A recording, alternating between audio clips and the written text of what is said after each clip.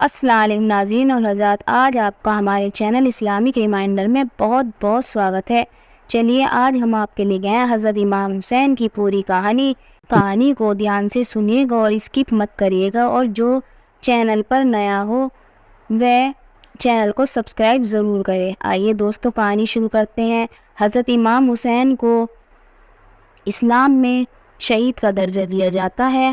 ان کی شہادت کی کہانی ہر کسی کو رلا سکتی ہے۔ امام حسین کی یاد میں ہی محرم کے مہینے میں ان کی عبادت کو یاد کیا جاتا ہے۔ حضرت امام حسین کو اسلام میں شہید کا درجہ دیا گیا ہے۔ ان کی شہادت کی کہانی ہر کسی کو رلا سکتی ہے۔ امام حسین کی یاد میں ہی محرم کے مہینے میں ان کی شہادت کو یاد کیا جاتا ہے۔ حضرت امام حسین پیار اور نرم دل کے آدمی تھے۔ ان کے کربلا میں شہید ہونے کے قصے کئی حدیثوں میں آئے ہیں۔ آج کے اس قصے میں ہم حضرت امام حسین کے بارے میں تفصیل سے جانیں گے۔ ان کی پیدائش، ان کی اس کہانی کربلا کے قصے کو بتانے کی کوشش کریں گے۔ حضرت امام حسین کا جنم کہاں ہوا تھا، یہ وہ کہاں پیدا ہوئے تھے۔ حضرت امام حسین پیغمبر حضرت محمد مصطفیٰ صلی اللہ علیہ وآلہ وسلم کے نواسے اور ابن علی طالب حضرت علی اور حضرت فاطمہ کے بیٹے تھے۔ حضرت امام حسین کا جنم یا پیدائش اسلامک کیلنڈر کے حساب سے 3 شعبان سن 4 ہجری اور انگریزی حساب سے 8 جنوری 626 عیسوی میں مدینہ میں ہوئی تھی۔ حضرت فاطمہ آپ پیغمبر حضرت محمد مصطفیٰ صلی اللہ علیہ وآلہ وسلم کی بیٹی تھی۔ اس حساب سے حضرت امام حسین پیغمبر حضرت محمد کے نواسے تھے۔ حضرت امام حسین کی کتنی اولادیں تھیں؟ حضرت امام حسین کی 6 اولادیں تھیں، جن کے نام اس طرح ہیں: حضرت زین العابدین، حضرت الاکبر ابن الحسین، علی الاصغر ابن الحسین، امام جعفر، فاطمہ صغریٰ بن حسین، سکینہ بنت الحسین۔ حضرت علی کے انتقال کے بعد معینہ شاسن گدی پر بیٹھ گیا، یعنی علاقے کا خلیفہ چنا گیا۔ اس وقت حضرت علی کے بیٹے حسن اور حسین نے اپنے باپ کی ہتیا کے بعد معینہ کے شاسن کو مان لیا، اور معینہ کی موت کے بعد اس کا بیٹا یزید سطح پانا چاہتا تھا، جو کہ بہت زیادہ کرور اور ظلم کاری شاسک تھا۔ معینہ کی موت کے بعد علاقے کے لوگ حضرت امام حسین کو خلیفہ بنانا چاہتے تھے، لیکن یزید نے لوگوں میں دہشت پھیلا کر پیسہ دے کر علاقے پر قبضہ کر لیا تھا۔ یزید ایک بہت چالاک شخص تھا۔ اس میں سطح حاصل کرنے کے لیے ڈر اور دہشت والا بہت غلط راستہ چنا تھا۔ علاقے کے بارے میں لوگ حضرت امام حسین کو خلیفہ بنانے کے حق میں تھے، لیکن یزید کے ڈر سے چپ رہتے تھے، جبکہ خلیفہ بننے کا حق صرف حضرت امام حسین کو تھا۔ یزید کو ہر وقت اسی بات کا ڈر رہتا تھا کہ کہیں حضرت امام حسین سطح حاصل نہ کر لے، اس لیے وہ لوگوں کو بھی ڈرانا چاہتا تھا تاکہ لوگ اس کے ڈر کی وجہ سے حضرت امام حسین کے حق میں نہ جائیں۔ سارے لوگ یزید سے ڈرتے تھے، لیکن حضرت امام حسین اس سے بالکل بے خوف تھے۔ حضرت امام حسین انصاف پسند انسان تھے۔ وہ صحیح طریقے سے یزید کو سطح سے ہٹانا چاہتے تھے تاکہ لوگوں پر یزید کا ظلم ختم ہو جائے اور علاقے کے لوگ بے خوف پیار سے رہنے لگے۔ اس وقت یزید کا شاسک تھا۔ یزید ایک بہت ظلم کاری آدمی تھا۔ وہ وہاں کے لوگوں کو ڈرا کر ان پر ظلم کر کے علاقے پر راج کرنا چاہتا تھا۔ اس کا ایک ہی مقصد تھا کہ لوگوں پر ظلم کر کے انہیں ڈرا دھمکا کر علاقے پر قبضہ کر لے تاکہ لوگ اس سے ڈریں، اس کی عزت کریں اور پورے علاقے میں اس کا خوف رہے۔ حضرت امام حسین کا کردار۔ حضرت امام حسین بڑے عبادت گزار تھے۔ وہ رات بھر اللہ کی عبادت میں لگے رہتے تھے۔ دن میں وہ علاقے میں رہے غریبوں کی مدد کرتے تھے، ان کے ہمدرد بنتے تھے، ان کی خوشیوں میں شریک ہوتے تھے اور خوشیاں بانٹتے تھے۔ باقی وقت وہ اسلام کو پھیلانے میں نکلتے تھے۔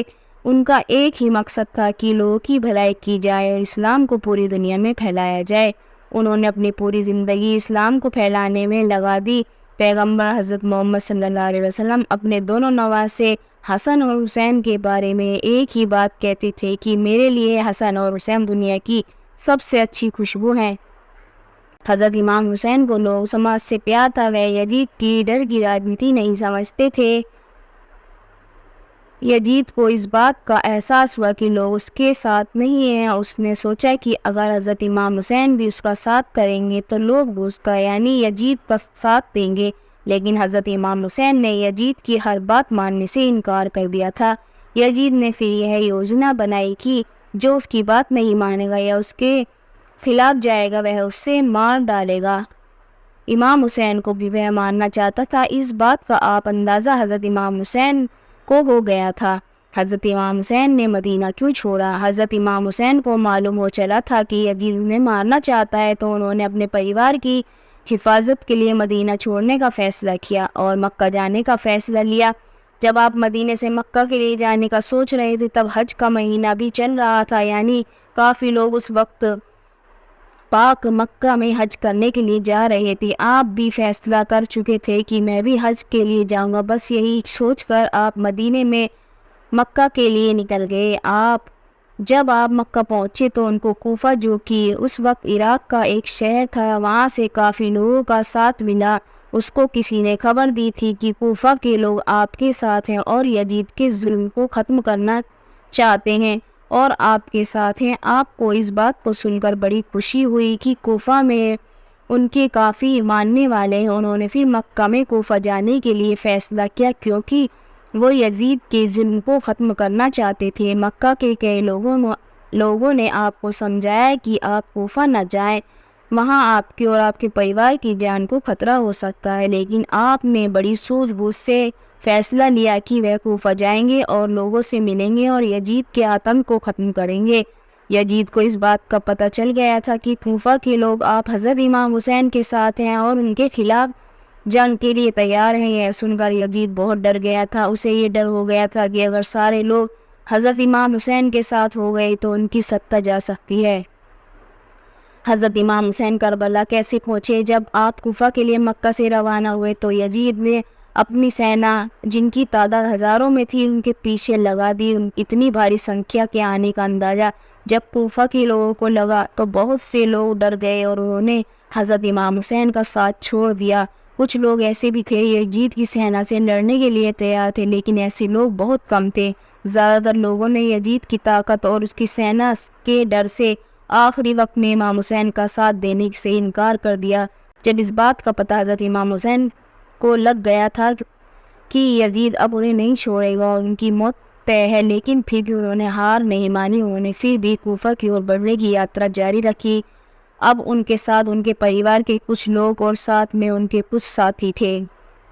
یزید کی سینا آپ کو کوفہ نہیں جانے دینا چاہتی، اس لیے انہوں نے کوفہ کے راستے پر اپنی سینا لگا دی اور امام حسین کے قافلے کو کوفہ کی جگہ کربلا کی اور جانے کے لیے مجبور کیا۔ کربلا، جو کہ اس وقت کی ایک بیڑ جگہ اور گرم ریگستان تھا جہاں سوائے بنجر زمین کے کچھ نہیں تھا، امام حسین اور ان کا قافلہ جس میں کل 72 لوگ تھے، جب محرم کی 2 تاریخ 61 ہجری کو کربلا پہنچے تب یزید کی سینا بھی وہاں پہنچ گئی۔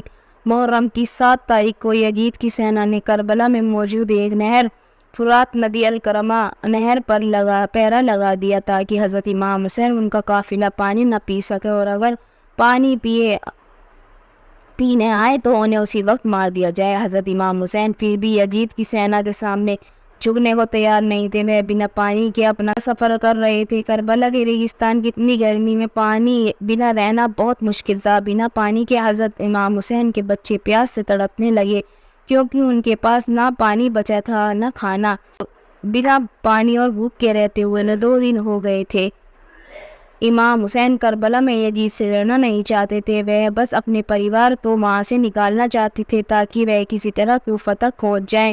ان کو پتہ تھا کہ یزید کی سینا ان کے پورے پریوار کو مار دے گی، اس لیے وہ سینا کے سامنے نہیں جانا چاہ رہے تھے۔ محرم کی 9 تاریخ کو یزید کی سینا نے کربلا میں آپ کے قافلے پر حملہ کر دیا۔ جب آپ سمجھ گئے تھے کہ ان کا بچنا مشکل ہے، حضرت امام حسین نے یزید کی سینا سے 1 رات کی مہلت مانگی تاکہ آپ محرم کی 9 تاریخ کی رات اللہ کی عبادت کر سکیں اور اللہ سے اگلے دن جنگ میں فتح حاصل کرنے کی دعا مانگ سکیں۔ یزید کی سینا ان کی اس بات کو مان گئی اور انہیں یعنی حضرت امام حسین کو 1 رات کی مہلت دے دی گئی، کیونکہ یزید کی سینا کو معلوم تھا کہ یہ لوگ بنا پانی کھانے کے رہ رہے ہیں اور اس رات میں تو وہ اور کمزور ہو جائیں گے۔ کربلا کی جنگ کا واقعہ ایک رات کی مہلت ملنے کے بعد حضرت امام حسین ان کے پریوار اور قافلے نے رات بھر اللہ کی عبادت کی اور جنگ میں فتح حاصل کرنے کی دعا مانگی۔ اگلے دن یعنی محرم کی 10 تاریخ کو جب ایک اعلان دونوں اور سے ہوا، جنگ میں حضرت امام حسین کے سمیت 72 یودھا یزید کے ہزاروں سینا کے سامنے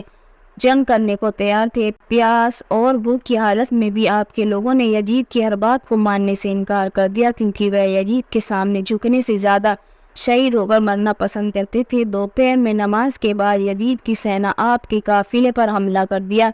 حضرت امام حسین سمیت 72 یودھاؤں نے یزیدیوں سے ڈٹ کر مقابلہ کیا۔ جنگ میں آپ کو سبھی یودھا شہید ہو چکے تھے، تب اکیلے امام حسین ہی اکیلے بچے تھے۔ امام حسین کی بیوی بھی تھی، وہ تمبو میں تھی۔ تبھی اچانک ان کو اپنے 6 مہینے کے بیٹے علی اصغر کی آواز سنائی دی، جو کہ 3 دن سے پیاسا تڑپ رہا تھا۔ ان کا بیٹا بھوک اور پیاس سے بے حال تھا، اس کی ماں بھی 3 دن سے بھوکی پیاسی تھی، جس کی وجہ سے دودھ نہیں پلا پا رہی تھی۔